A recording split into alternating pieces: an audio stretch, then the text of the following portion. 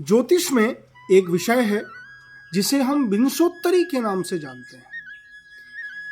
सामान्यतया हमारा ज्योतिष मानता है तथा हमारे शास्त्र, हमारे धर्म ग्रंथ, वैदिक संस्कृति भी ये स्वीकार करती है कि मनुष्य की सामान्य औसत आयु 120 वर्ष की होती है। इसीलिए कुंडली में जो विंशोत्तरी है उसे भी 120 वर्ष के हिसाब से ही बनाया जाता है।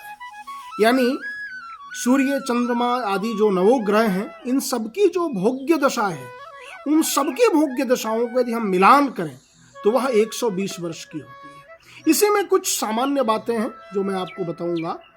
विंशोत्तरी दशा का अपना एक विशेष प्रभाव होता है, जिसमें आपको ये ध्यान रखना है कि आपके कुंडली में आपके वर्तमान में कौन सी दशा चल रही है, अर्थात किस ग्रह की महादशा चल रही है। विंशोत्तरी का अर्थ ये होता है कि 120 सालों तक चलने वाली महादशा है। जिस ग्रह की महादशा में आपका जन्म हुआ, उस ग्रह की महादशा से अन्य दशाएं शुरू होती हैं।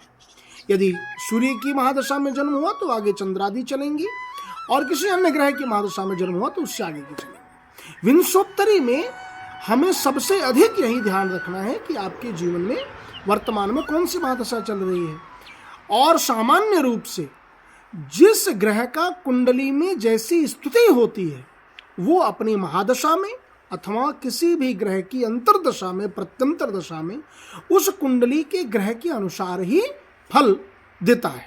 तो इसलिए ध्यान रखें कि आपके वर्तमान में कौन से ग्रह की महादशा चल रही है और उसी अनुसार कार्य करें।